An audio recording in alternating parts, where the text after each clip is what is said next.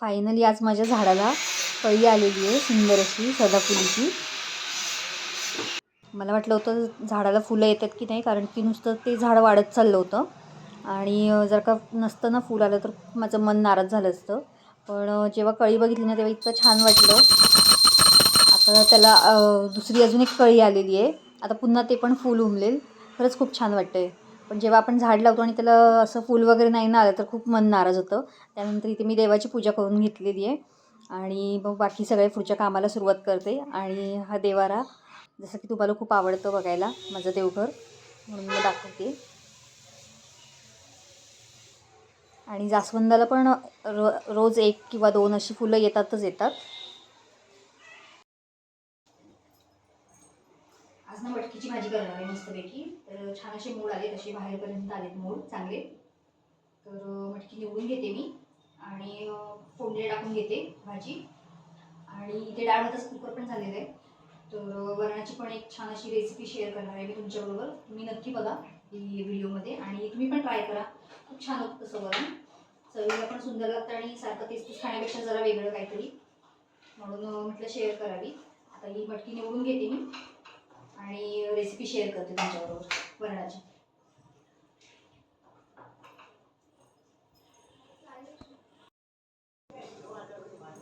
ते भाजी टाकून झालेली आहे मटकीची. आता वरणाला फोडणी देते. तर वरण शिजताना ना मी त्यात टॅमॅटो आणि मिरची टाकून घेतली होती शिजतानाच. आता काय करायचं, हे बाकी भांड्यात फोडणी द्यायची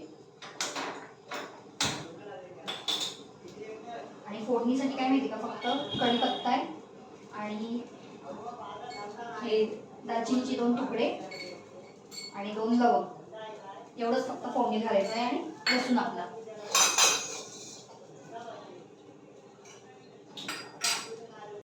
एक भांडे ठेवलंय तापायला, तूप टाकून घेतलंय, जिरं टाकलंय आणि मोहरी टाकायची थोडीशी, कढीपत्ता घेतलाय, थोडासा लसूण टाकायचा आणि तुपामध्ये फोडणी करायची. छान लागते तुपातली फोडणी. आणि ती दालचिनी 2 तुकडे आणि 2 तुकडे लवंग असं घेतलेलं आहे. आता हे टाकून घ्यायचं याच्यात, फोडणीमध्येच टाकायचं. ते खूप छान लागतं. तुम्ही नक्की ट्राय करून बघा वरणाचं.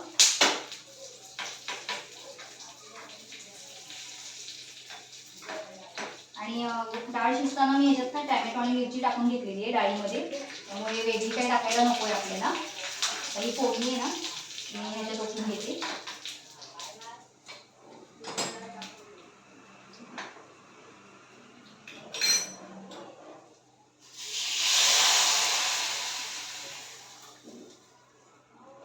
छान अशी फोडणी बसली आहे वरणाला. आणि थोडासा गूळ टाकायचा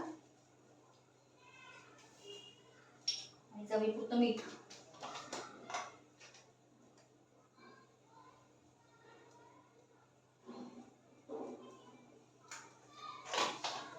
आणि याला मस्त 10 मिनिटं उकळी काढून घ्यायची डाळीला. आणि वरण, भात, तूप आणि लोणचं खूप सुंदर लागतं खाताना. एकदा हे वरण नक्की ट्राय करा. आणि पाऊस नाही आहे ना, त्यामुळे इतकं गरम होतंय, खूपच गरम व्हायला लागले. पाऊस पडला तर तेवढ्या पुरतं गार वाटतं, नाही तर मग पुन्हा गरम व्हायला सुरुवात. आता आभाळ फक्त बाहेर आलेलं आहे, पावसाचं काही चिन्ह नाही आहे, त्यामुळे खूपच गरम व्हायला लागले. ती मटकीची भाजी करून झाली आहे, वरण झाले, चपात्या करून घेते पटकन.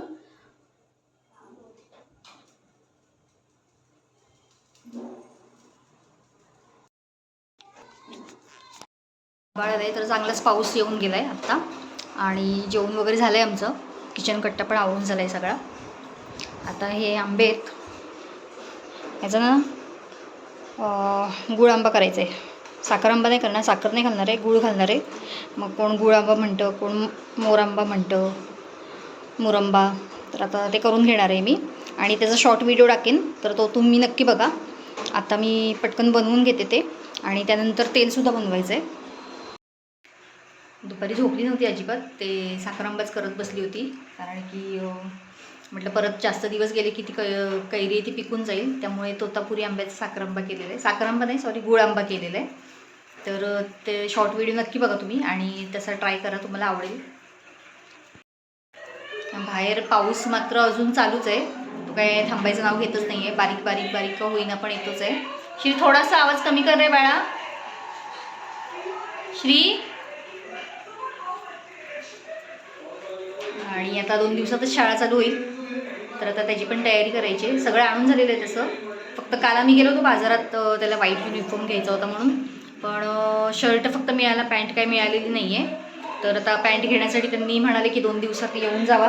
बघूया आता येते का. 2-3 दुकानं फिरलो पण तिथे तेच झालं की शर्ट आहे पण पॅन्ट नाही आहे. त्यामुळे मग म्हटलं बघूया आता पॅन्ट मिळते का उद्या वगैरे. तसं त्याला वेनर्जीला घालायला लागतो तो, त्यामुळे आहे पुढे पण 2 दिवस आपल्याकडे. म्हणून मग म्हटलं बघू आता. तर तेल बनवणं मी व्हिडिओ काही घेणार नाही आहे, फक्त तुम्हाला दाखवते काय काय साहित्य घेणार आहे ते थोड्या वेळाने मी. त्यासाठी हे साहित्य सगळं धुवून पुसून घेतलेलं आहे. म्हणजे ही कढीपत्त्याची पानं, जास्वंदाची पानं, एरंडेल तेल, खोबरेल तेल, कलोंजी, आवळा पावडर, मेथीचे दाणे, आणि आता ही कढई ठेवलेली आहे. आणि मी पटकन तेल बनवून घेते. आणि हे मसूर डाळीचं पीठ केलं होतं चेहऱ्याला लावण्यासाठी, त्यात दूध घालून. ते माझी मुलगी लावत होती, आता त्यातलं थोडं शिल्लक आहे ते मी पण लावणार आहे थोड्या वेळाने. आता मी हे तेल बनवून घेते आधी. त्याचा व्हिडिओ आधी केलेला आहे तो तुम्ही नक्की बघा. मी आता बाकी काही शूट करत बसत नाही.